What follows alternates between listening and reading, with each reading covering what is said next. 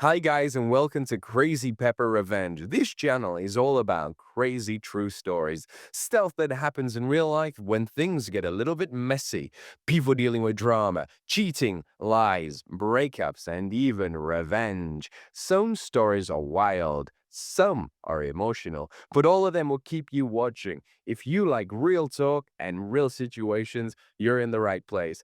Don't forget to hit that subscribe button and stick around. This is Crazy Pepper Revenge, where the stories get spicy.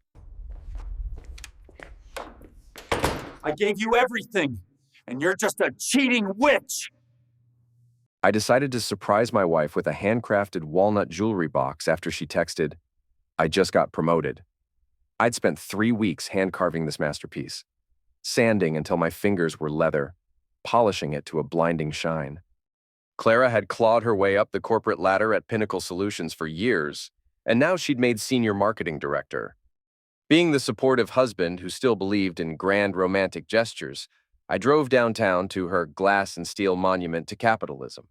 The security guard waved me through without questions. That's when Eli Grant materialized. One of those guys who practices his smug expression in mirrors.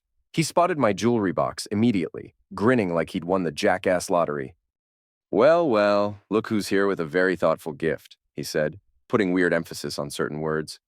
"You know your wife's inside with the CEO right now, thanking him for the promotion." The way he said thanking made it sound absolutely filthy. I walked down that endless hallway to Victor Hayes' corner office, each step echoing off marble floors like a countdown timer. I knocked once, turned the handle, and stepped inside. There was Clara, my wife of 6 years, sitting on Victor's leather couch, kissing him passionately. Not some innocent peck, full contact, hands in hair, get-a-room level kissing like they were the only two people in the world.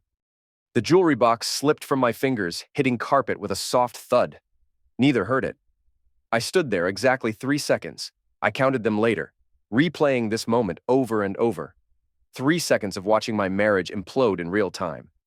Then I picked up my gift, turned around, and walked away. No dramatic confrontation, no shouting, just numbness. The drive home was autopilot nightmare. Somehow I ended up in my driveway, staring at a house that suddenly belonged to strangers. But shock eventually wears off, and what's underneath is pure, concentrated rage mixed with clarity sharp enough to cut glass. I knew exactly what I needed to do. No confrontation, no tearful arguments. This was going to be surgical. I fired up my laptop and got to work. First stop, our joint checking account with $47,382. I transferred every penny to my personal account, the one Clara didn't have access to because she'd insisted we keep things simple. Transfer complete. New balance, $0. Next, our joint savings with $23,847 earmarked for Europe vacation. Canceled, sweetheart. Then the credit cards, the Visa with $15,000 limit she used for work clothes, the MasterCard for gas and groceries, store cards for Nordstrom, Macy's, that overpriced boutique downtown. Canceled, super canceled. Each phone call was therapy. Yes, I'd like to cancel this card immediately. The customer service reps were so chipper, probably thinking they were helping some guy with financial spring cleaning. If only they knew they were orchestrating the most satisfying revenge plot of the decade. But the real masterpiece was Clara's automated lifestyle. Netflix, Amazon Prime, Spotify Premium, grocery delivery service, monthly flower subscription, bougie gym membership. Everything linked to those cards I just turned into expensive plastic rectangles. Payment method declined across the board. Called my locksmith buddy Jimmy for an emergency rekey. 20 minutes later, Clara's old keys were useless as chocolate teapots. I grabbed a duffel bag and headed to Miles's apartment, leaving behind a house infected with memories I wasn't ready to face. Miles took one look at my face and handed me a cold beer without questions. We sat in silence watching baseball until I finally spoke. "She's cheating on me." Miles just nodded and asked, "What do you need?" "That's friendship." "I need to end this clean," I said. "No mess, no drama, no second chances." Monday morning brought an email that changed everything. Lila Torres from Clara's marketing department. "I know what happened Friday afternoon. I also know what's been going on between Clara and Victor for the past 3 months, and I think you deserve to know the truth." 3 months. Not some spontaneous weakness. 3 months of my wife playing house with her CEO while I made her favorite dinners and planned surprise gifts like a domesticated circus animal. We met at Grind Coffee, one of those hipster places with mismatched furniture.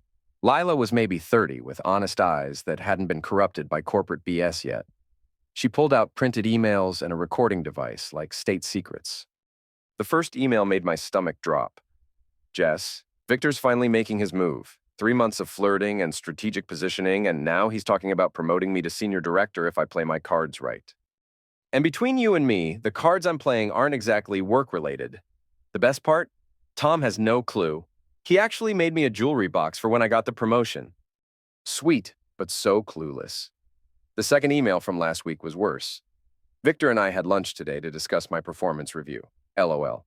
He's basically promised me senior director plus a nice bonus if I keep him happy. The timing couldn't be better. Tom just finished paying down the mortgage with his overtime money. Once I get my promotion locked in and milk this for a few more months, I'll file for divorce and take half of everything. He's too trusting to see it coming.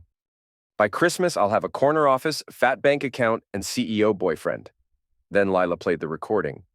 Clara's voice filled our corner. I'm telling you, Victor, this is working out better than I planned. Tom's been busting his ass with overtime to pay down the house, and he just deposited another $5,000 into our savings. The sweet, trusting idiot actually thinks he's investing in our future together. Victor's laugh was nails on chalkboard. And he has no idea you're planning to take half of everything. Please. Tom wouldn't recognize a red flag if it slapped him in the face. He still leaves me little love notes in my lunch bag like we're teenagers. It would be adorable if it wasn't so pathetically naive. They discussed timeline, keeping up the loving wife act through holidays, letting me pay off more debt, maybe one last vacation on my dime. By Valentine's Day, I'll be single, financially set, and ready to upgrade to a CEO boyfriend officially. This wasn't just cheating. This was a calculated long con worthy of a professional grifter. Every loving gesture I'd made, every sacrifice, every moment of trust had been weaponized against me. I called Harper Quinn, the city's most ruthless divorce attorney. Her voice sounded like Christmas morning when I explained I had recordings of financial fraud discussions. Get to my office now, she said. We're about to build a case that'll make legal history. Harper's war room became ground zero for Clara's destruction. We spent hours documenting everything. The timeline of Clara's affair mapped against financial behavior, marital funds financing her relationship with Victor, the secret account where she'd been parking stolen money, $14,847, recordings proving intent and premeditation. Beautiful, absolutely beautiful, Harper said, reviewing bank statements showing Clara using our joint account for expensive lingerie, high-end restaurants, weekend hotel trips during her strategic positioning period. She was using marital funds to finance her affair. Every dinner with Victor, every piece of lingerie for their rendezvous, all paid for with your money. We found systematic transfers, small amounts Clara had been skimming into a personal account opened 4 months ago. About 90% came from my income, my overtime shifts, my weekend projects. Clara had been creating a secret nest egg while pretending to build our future together. Harper's paralegal discovered Victor had violated company policy.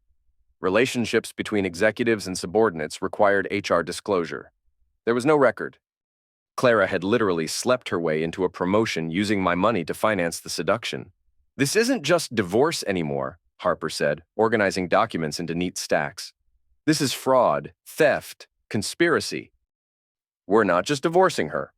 We're going to make her pay for every lie and every stolen dollar. The documentation was damning. Financial manipulation, $47,382 in joint funds used without consent. Hidden assets, $14,847 in secret account.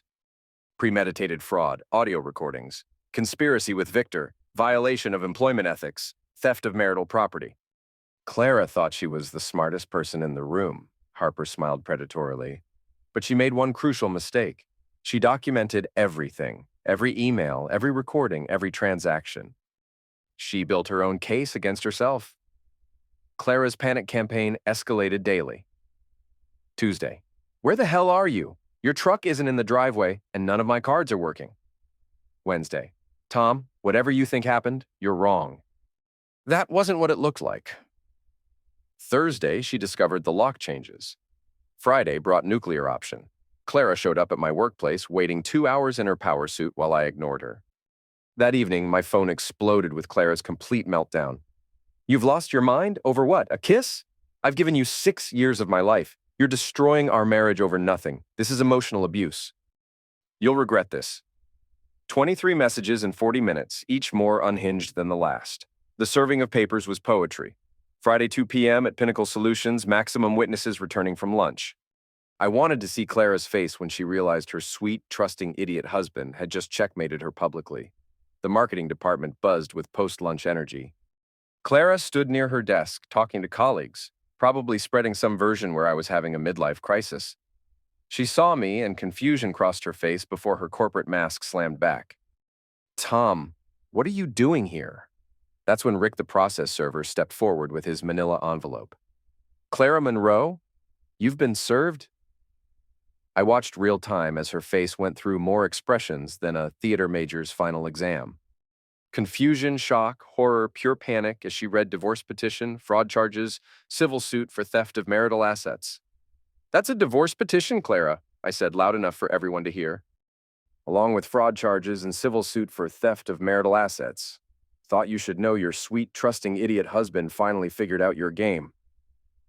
Victor appeared, drawn by commotion. Rick had another envelope ready. Victor Hayes? You've been served. Suddenly, the CEO was holding papers detailing conspiracy to commit fraud and about 6 other charges Harper had dreamed up.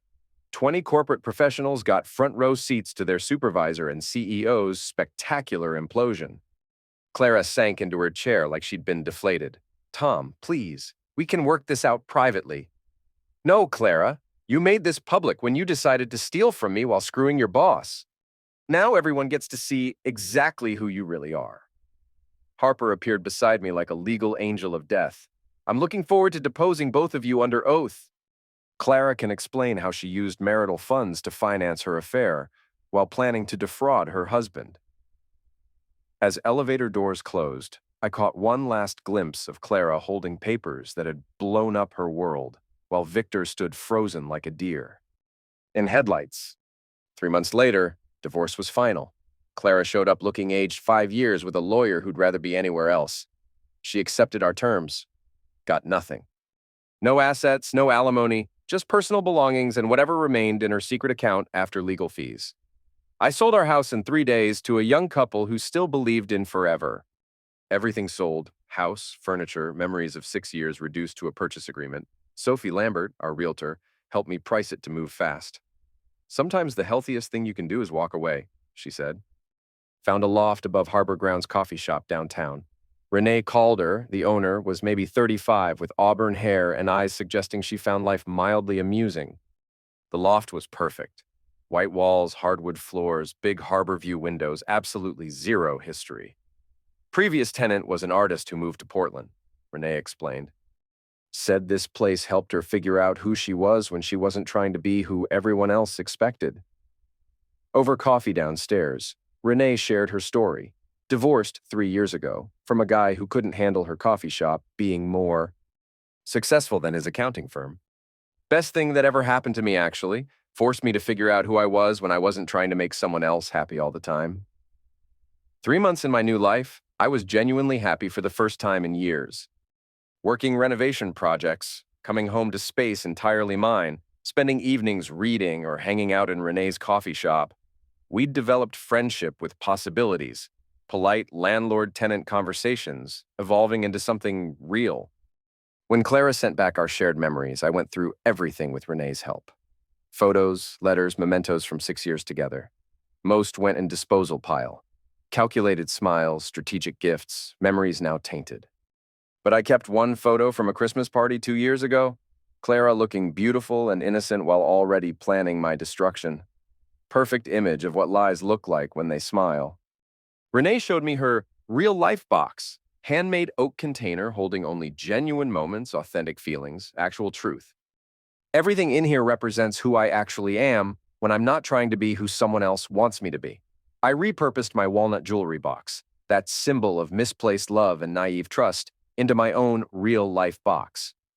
Added the reminder photo of Clara, my loft lease representing independence, photo with Miles representing real friendship, Harper's business card representing standing up for myself. Finally, I took a picture of Renee holding the box, her genuine smile lighting up her face. "What's that for?" she asked.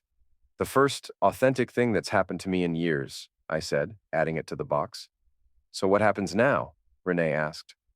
"Now I only keep the real things," I said, closing the box carefully. For the first time since walking into Victor's office, my future felt worth building. This time with someone who understood the difference between authentic and fake, between love and strategy, between partner and mark. Clara wanted to play games with someone's heart and finances. She just picked the wrong mark. Sometimes the best revenge is building something real from the ashes of someone else's lies. I was done being anyone's sweet, trusting idiot. From now on, I was only keeping the real things.